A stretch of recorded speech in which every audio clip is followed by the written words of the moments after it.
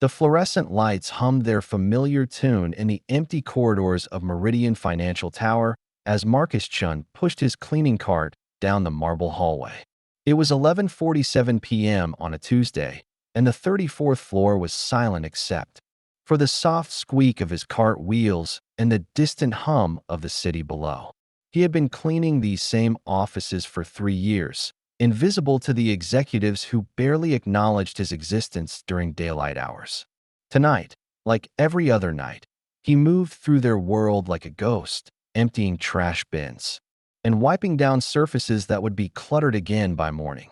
Before we jump back in, tell us where you're tuning in from. And if this story touches you, make sure you're subscribed, because tomorrow, I've saved something extra special for you. Marcus had perfected the art of being unnoticed. At 42, he understood that his value to the company lay not in being seen, but in ensuring that evidence of daily life disappeared without trace. Coffee rings vanished from conference tables. Crumpled papers found their way to dumpsters, and the pristine facade of corporate success was maintained through his quiet dedication. He had learned long ago that curiosity was a luxury he couldn't afford. The contents of wastepaper baskets were none of his concern, and the fragments of conversations that echoed in empty offices after hours were meant for ears other than his. But tonight would be different. Tonight, a single piece of paper would shatter the careful boundaries he had built around his working life and reveal truths that would challenge everything he thought he knew about the people who inhabited these glass towers. He entered the corner office of Elena Rodriguez, the chief executive officer of Meridian Financial. Her office was always immaculate, a testament to the control she exercised over every aspect of her professional environment.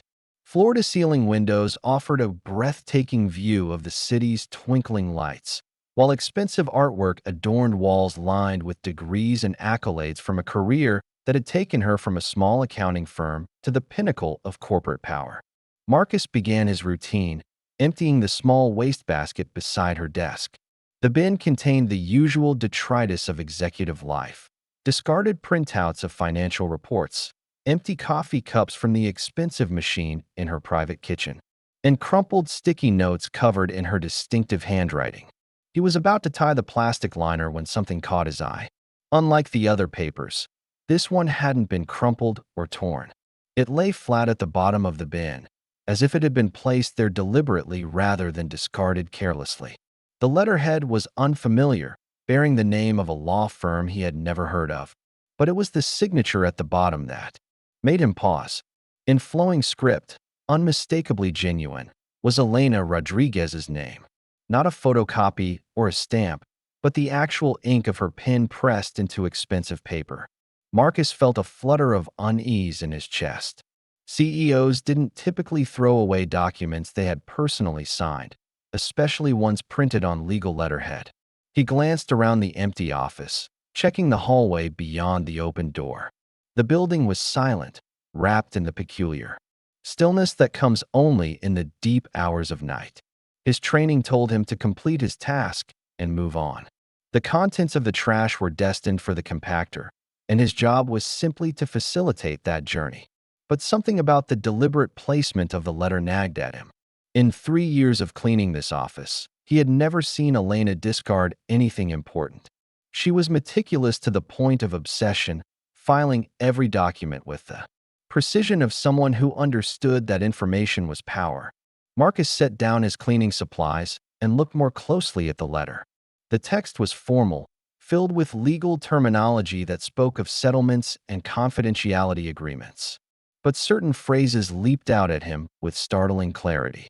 Final payment of $4.7 million. Complete non-disclosure regarding the incident of March 15, 2019. All parties agree to maintain absolute silence regarding the circumstances surrounding the death of David Martinez. The words seemed to pulse on the page, each one carrying weight that pressed against Marcus's chest. David Martinez. He recognized that name, though it took him a moment to place where he had heard it. 3 years ago, when he had first started working at Meridian Financial, There had been whispers among the cleaning staff about a young analyst who had died unexpectedly.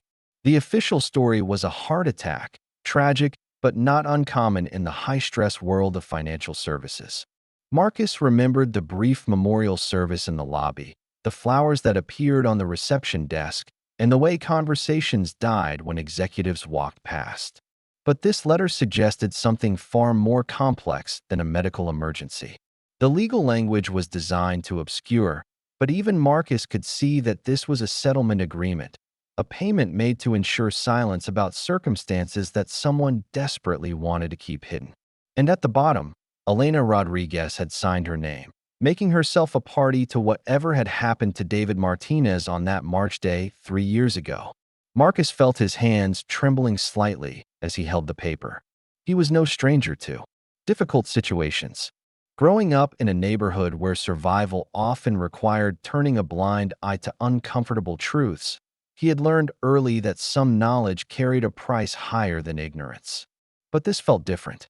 This was happening in his world now, in the building where he spent more waking hours than in his own apartment, among people whose lives intersected with his in ways both visible and hidden. He thought about Elena Rodriguez, the woman he had observed from a distance for 3 years. She arrived early and left late, often working through weekends while he cleaned around her.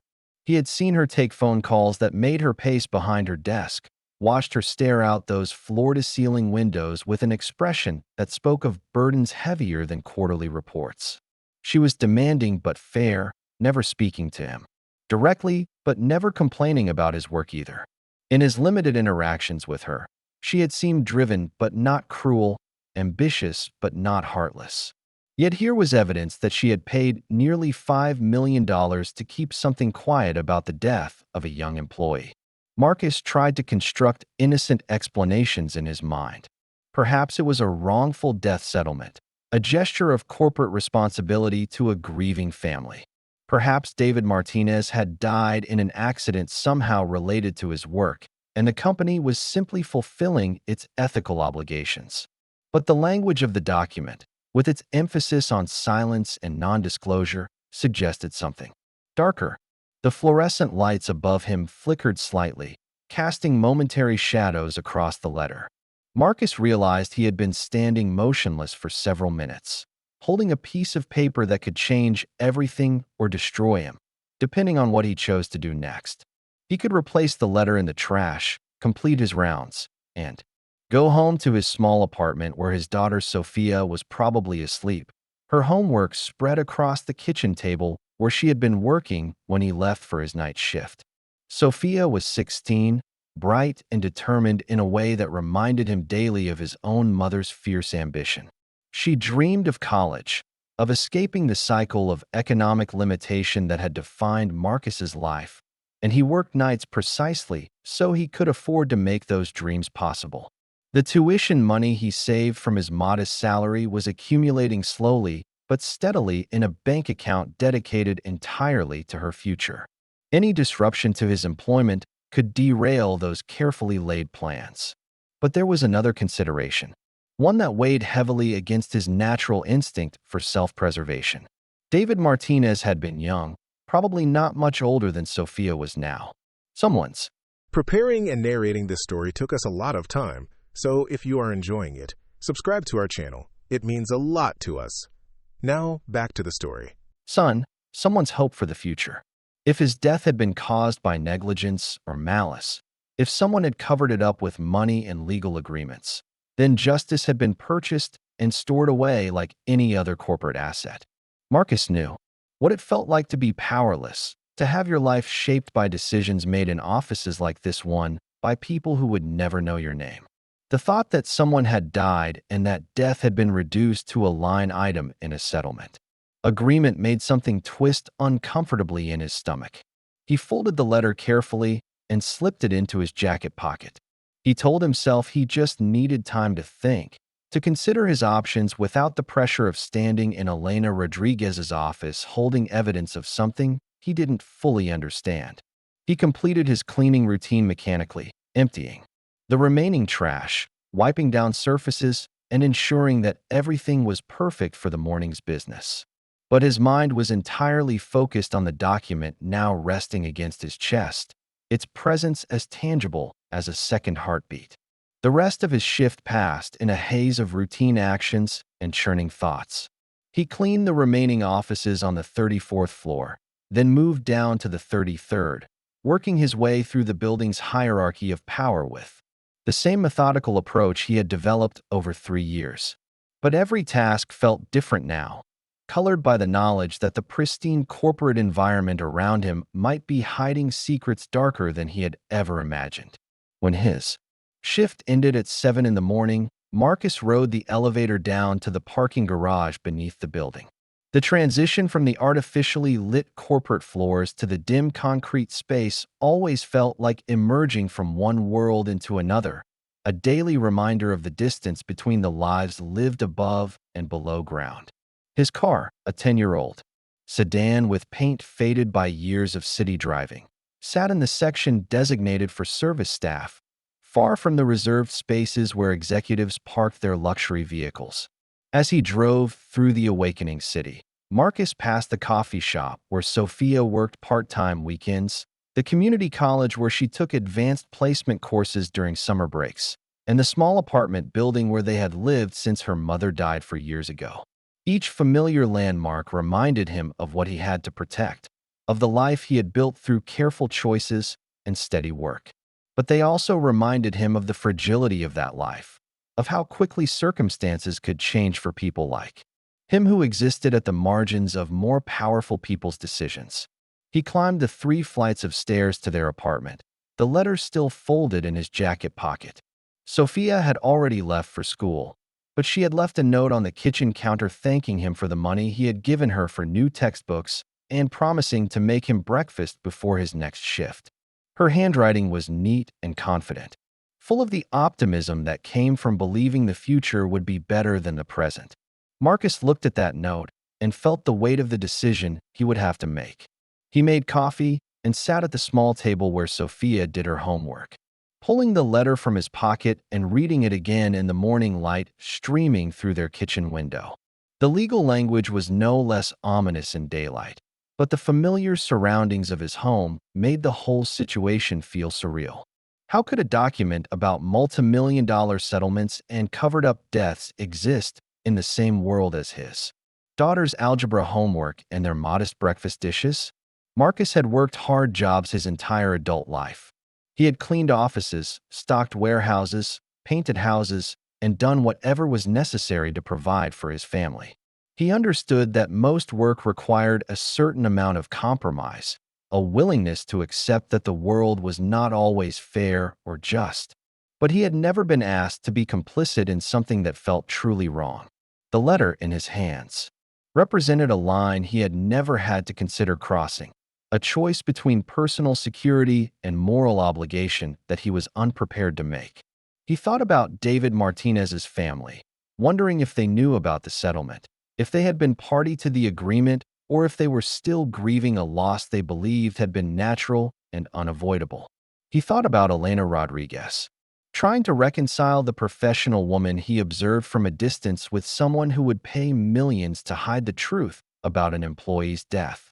Most of all, he thought about Sophia and the future he was working to secure for her, weighed against the possibility that his silence might allow injustice to remain buried in corporate files and legal agreements. The morning passed slowly as Marcus tried unsuccessfully to sleep. Every time he closed his eyes, he saw the letter's contents, the careful legal language designed to transform a human tragedy into a manageable business expense. He thought about the other employees at Meridian Financial, people who came to work each day in a building where someone had died under circumstances serious enough to warrant a multi-million-dollar cover-up. They deserved to know if their workplace was dangerous, if their employer prioritized profits over their safety. By afternoon, Marcus had made a decision that surprised him with its clarity. He would research David Martinez, try to understand what had happened 3 years ago and why it had required such an expensive resolution. He would not act rashly or make accusations he couldn't support, but neither would he pretend he had never seen the letter. If there was injustice to be exposed, he would find a way to expose it. If there was danger to other employees, he would find a way to warn them. And if the cost of doing the right thing was his job and the disruption of his carefully planned future, then he would find a way to accept that price. The public library's computer terminals were busy that afternoon, filled with students researching homework assignments and job seekers updating resumes. Marcus waited his turn, then began the methodical process of searching for information about David Martinez and his death 3 years earlier. The initial results were sparse and consistent with the official story. A brief obituary in the local newspaper mentioned that David had died unexpectedly at the age of 27, survived by his parents and a younger sister. He had been an analyst at Meridian Financial for 2 years, described by colleagues as dedicated and promising. But Marcus persisted, searching through news archives and public records with the patience of someone accustomed to difficult work. Gradually, a more complex picture began to emerge. David Martinez had been working on a project involving regulatory compliance, specifically related to environmental impact reporting for a series of industrial development loans. His supervisor had been Elena Rodriguez, then a senior vice president in the Regulatory Affairs Division. The project had been completed successfully, with Meridian Financial receiving approval for loans worth over $200 million. Marcus found a trade publication article from a few weeks before David's death that mentioned concerns raised by environmental groups about the loan approvals. The article was brief and technical, focused on regulatory procedures rather than specific accusations, but it noted that some activists questioned whether Meridian Financial had adequately disclosed the environmental risks associated with the projects they were funding. The article quoted an unnamed source within the company who suggested that certain impact assessments might have been altered to meet regulatory requirements. The timeline was becoming clearer. David Martinez had worked on environmental compliance documentation for a major loan package. Environmental groups had raised questions about the accuracy of those documents.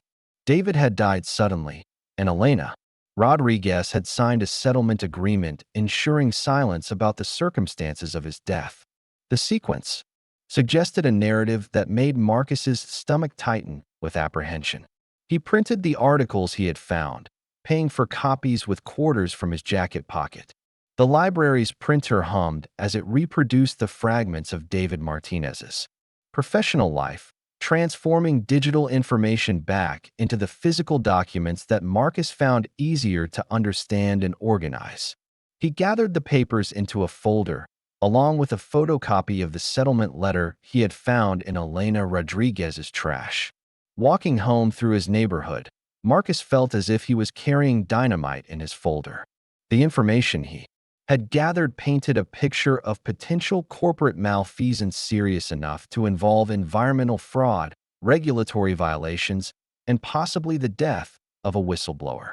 If his suspicions were correct, Elena Rodriguez had not simply covered up an accidental death, but had silenced someone who threatened to expose criminal activity that could have cost Meridian Financial hundreds of millions of dollars.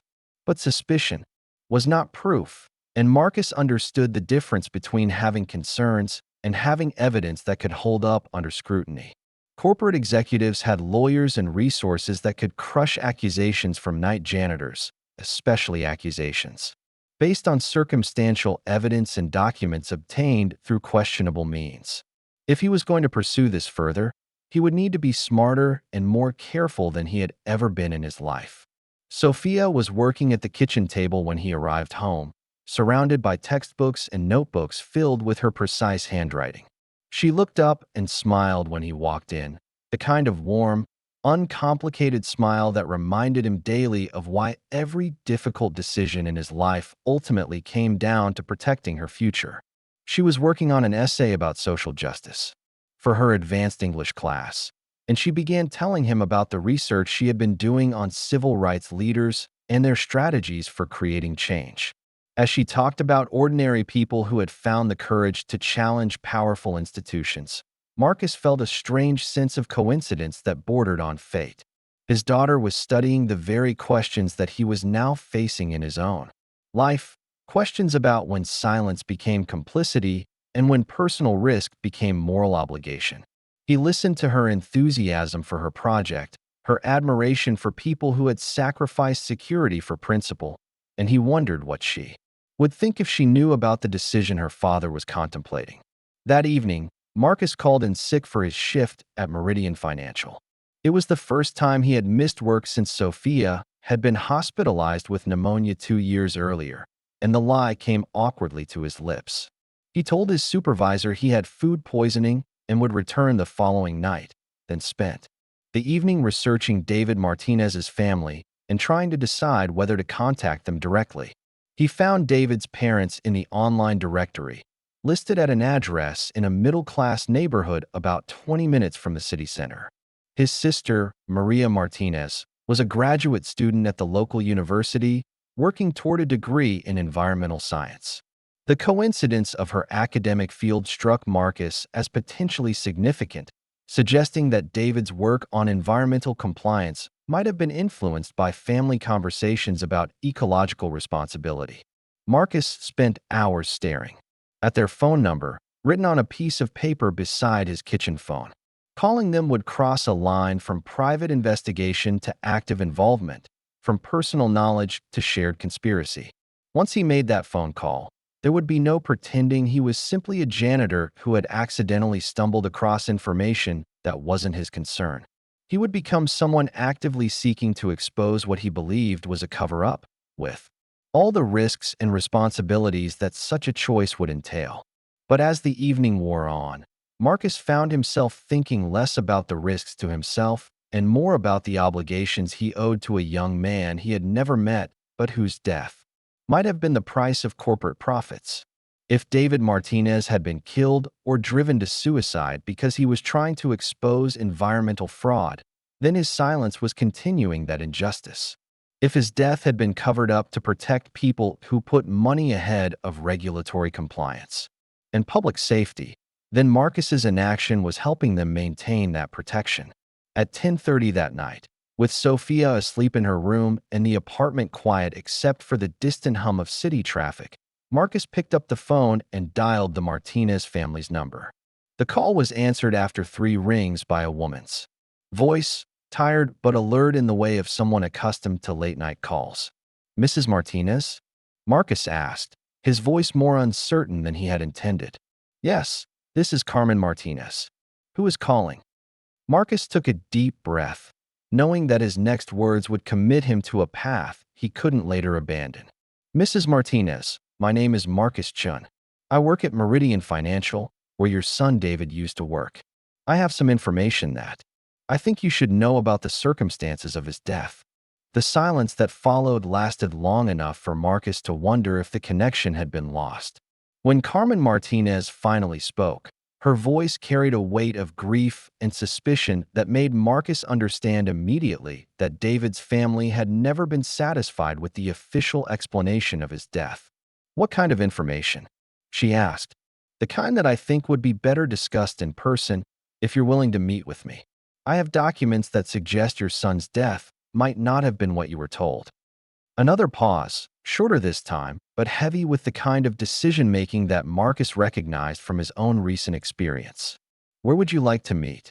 They arranged to meet the following afternoon at a coffee shop halfway between their neighborhoods, a neutral location where they could talk without the pressure of being in either of their homes. As Marcus hung up the phone, he felt simultaneously relieved and terrified. He had committed himself to a course of action that could cost him his job, his stability, and his daughter's future. But for the first time since finding the letter, he also felt as if he was doing something that aligned with his deepest convictions about right and wrong. The next morning brought an unexpected complication. As Marcus was preparing to leave for his meeting with David Martinez's mother, his phone rang with a call from his supervisor at Meridian Financial. The conversation was brief and ominous. There had been questions raised about Marcus's access to certain areas of the building, specifically the executive floors where he worked each night. Security had noticed some irregularities in the timing of his rounds, and there was concern that he might have lingered longer than necessary in certain offices. Marcus felt his chest tighten as he listened to his supervisor's carefully neutral Language. Someone had been watching his movements, tracking his time in Elena Rodriguez's office, perhaps even monitoring his cleaning activities more closely than he had realized. The timing of this scrutiny, coming just one day after he had missed work and the day before he was scheduled to meet with David Martinez's family, felt too coincidental to be accidental. "Am I being accused of something?" Marcus asked, trying to keep his voice steady. "Not accused, just monitored. There are protocols for security in executive areas, and we want to make sure all our cleaning staff understand the importance of efficiency and discretion. You'll need to come in an hour early tonight for a brief meeting with security and management." Marcus agreed to the meeting, knowing he had no choice, but understanding that his window for investigating David Martinez's death was rapidly closing. If Meridian Financial was already suspicious of his activities, then any further research or contact with David's family would have to be conducted with extreme caution. The meeting with Carmen Martinez became even more important and potentially more dangerous. The coffee shop where they had agreed to meet was busy with the usual afternoon crowd of students and remote workers, providing the kind of background noise and anonymity that Marcus had hoped for. He arrived early and chose a table near the back, positioning himself where he could see the entrance while remaining relatively inconspicuous. The folder containing his research sat on the chair beside him, its contents representing both the evidence he needed to share and the potential destruction of everything he had worked to build. Carmen Martinez was easy to identify when she walked through the door. She had the same dark eyes and determined expression that Marcus had seen in her son's photograph, along with the particular kind of careful composure that comes from surviving great loss. She was probably in her 50s, dressed professionally but simply, carrying herself with the dignity of someone who had learned to expect disappointment but refused to be defeated by it. Marcus stood as she approached his table, extending his hand in greeting and noting the firm grip of someone accustomed to taking charge of difficult situations. They made small talk for a few minutes as she ordered coffee, and they established the basic facts of their respective lives, but the conversation quickly moved to the reason for their meeting. "You said you have information about David's death," Carmen Martinez said, her voice direct but not unkind. "I hope you understand that our family has been through this before. We've had reporters and lawyers and investigators who promised us answers that never came. If you're here to raise our hopes just to disappoint us again, I'd rather you tell me now." Marcus appreciated her directness and recognized the protective instinct of someone who had learned to guard against false hope. He opened his folder and placed the settlement letter on the table between them, watching her expression change as she read Elena Rodriguez's signature at the bottom. "I found this in Ms. Rodriguez's trash can 3 nights ago. I'm a janitor at Meridian Financial, and I clean her office every night." This was thrown away, but not crumpled or torn like other trash. It was placed flat at the bottom of her wastebasket, almost like someone wanted it to be found. Carmen Martinez read the letter carefully, her expression growing more grave with each paragraph. When she finished, she looked up at Marcus with eyes that held both anger and something that might have been vindication. "For $0.7 million, she said quietly. "For a heart attack. For a natural death that required no investigation and no accountability." She shook her head slowly. "Mr. Chun, our family was never contacted about any settlement. We never signed any non-disclosure agreement, and we never received any payment from Meridian Financial beyond David's final paycheck and a small life insurance policy that was part of his employee benefits." Marcus felt a chill run through him as he realized the implications of her statement. If David's family had never been party to the settlement agreement, then the $4.7 million had been paid to someone else to ensure their silence about his death. Someone else had known the truth about what had happened to David Martinez and had been compensated for keeping that truth hidden. "Do you have any idea who might have received that money?" Marcus asked. Carmen Martinez considered the question carefully before answering. "David was dating someone when he died. A woman named Jennifer Walsh who worked in the legal department at Meridian Financial. They had been together for about 8 months, and she was devastated when he died. She left the company right after his funeral and moved to another city. We lost touch with her, but at the time, she seemed genuinely grief-stricken. Marcus wrote down the name Jennifer Walsh, adding it to his growing list of questions that needed answers. If Jennifer had known something about David's death that warranted a multi-million-dollar payment for her silence, then she was either a co-conspirator in whatever had happened or another victim who had been bought off to prevent her from seeking justice. There's something else, Carmen Martinez continued. About 3 weeks before David died, he started acting strangely. He was working longer hours than usual, but he seemed anxious rather than excited about his projects.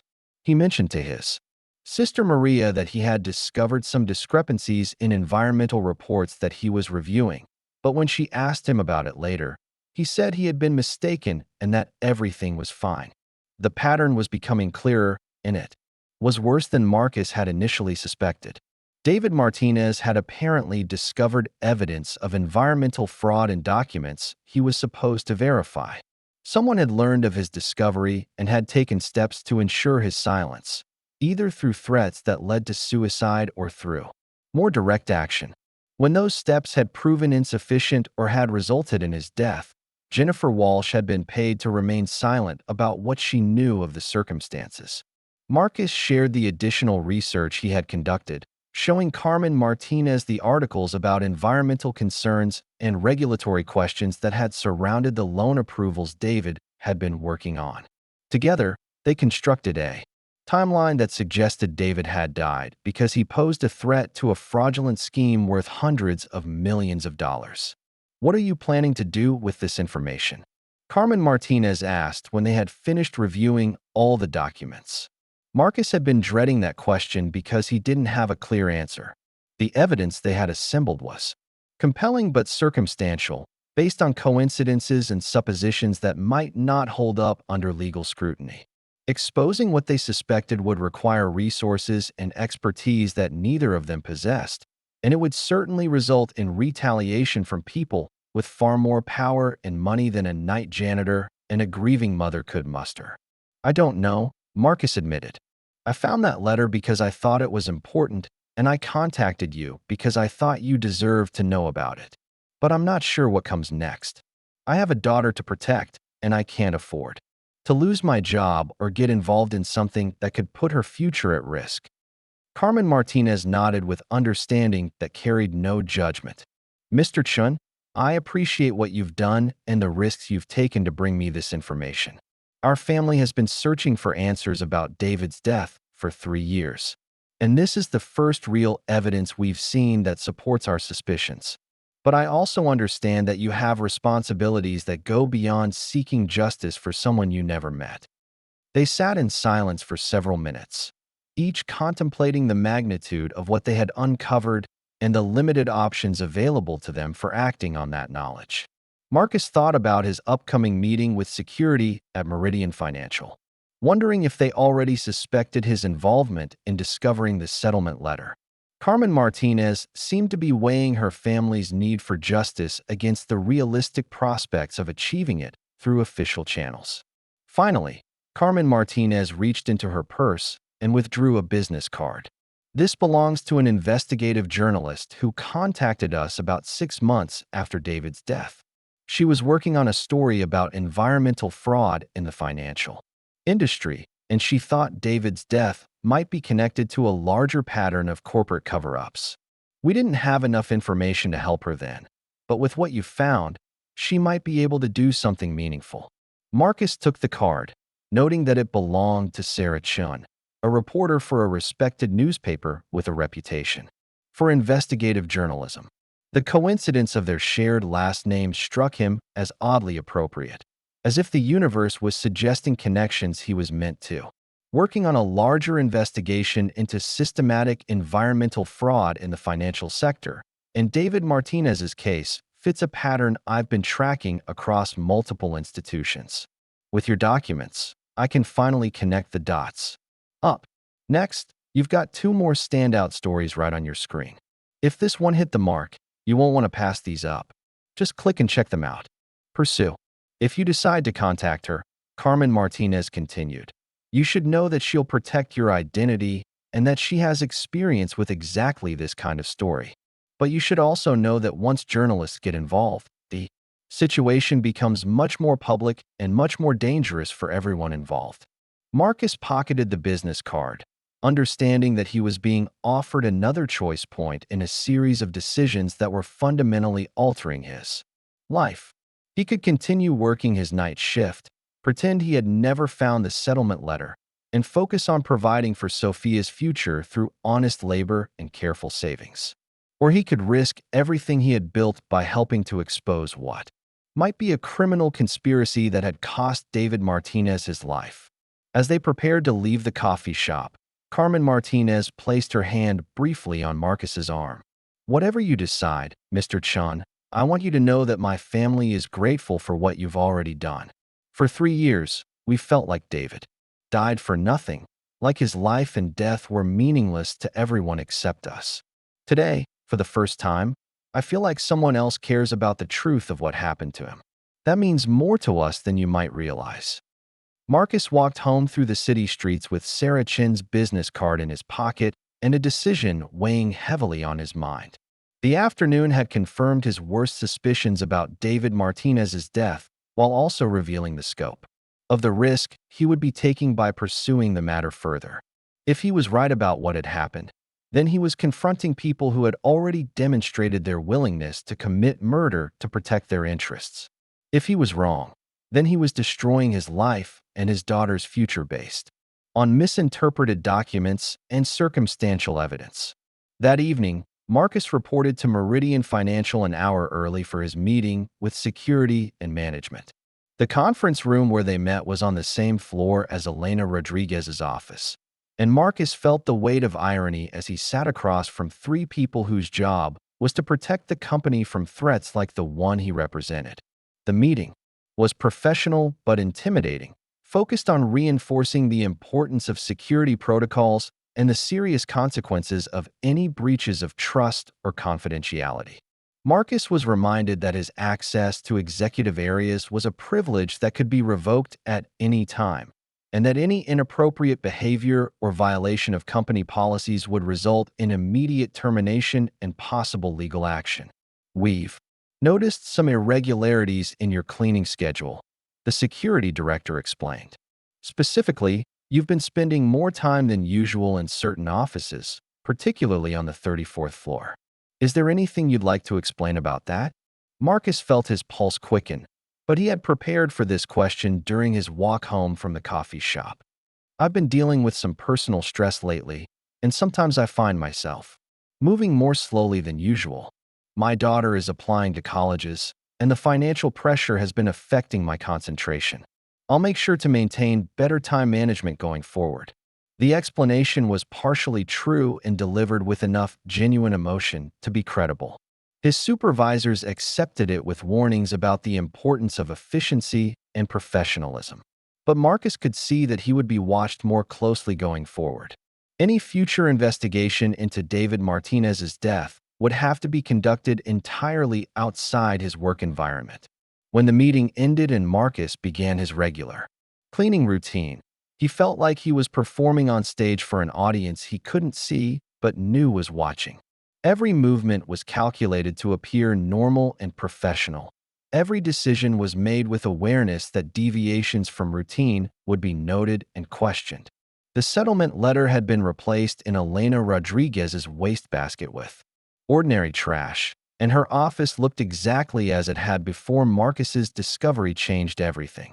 But as he worked through the building that night, Marcus noticed details that had previously escaped his attention. Security cameras were positioned to monitor cleaning staff as well as employees, and their red recording lights followed his movements with electronic persistence. Card readers tracked not just which doors he entered, but how long he remained in each room. The invisible surveillance systems that protected Meridian Financial's secrets were the same ones that would detect any attempt to uncover those secrets. By the time his shift ended, Marcus had reached a decision that surprised him with its clarity.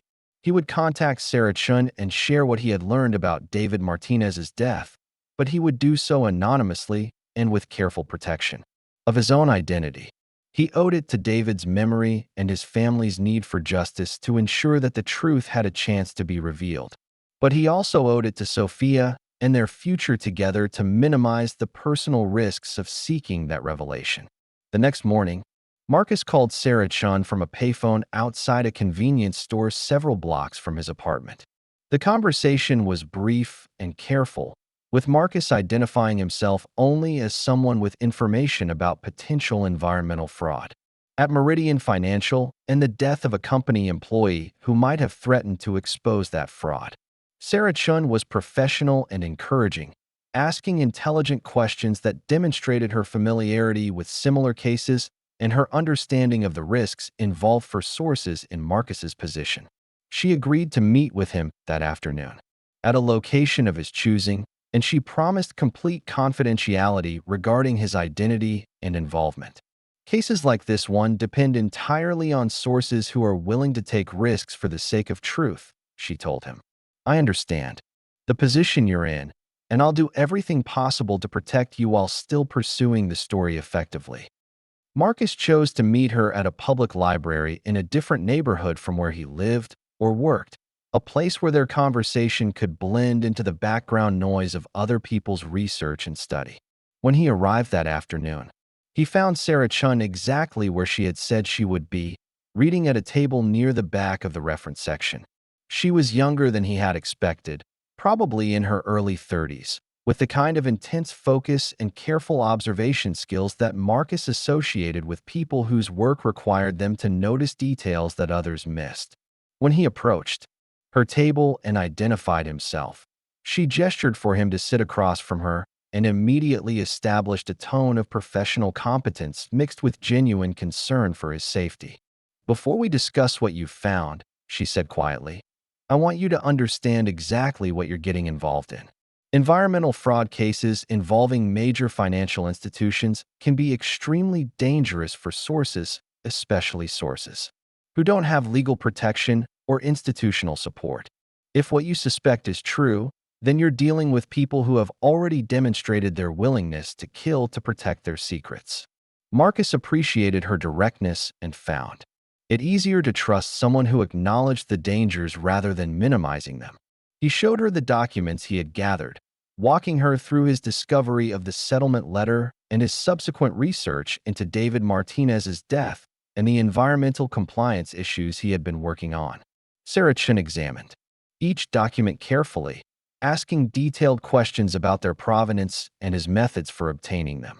She was particularly interested in the timeline Marcus had constructed and the connections he had identified between David's work, the environmental concerns raised by activists, and the settlement payment made after his death. This is exactly the kind of evidence I've been looking for, she said when they had finished reviewing everything. I've been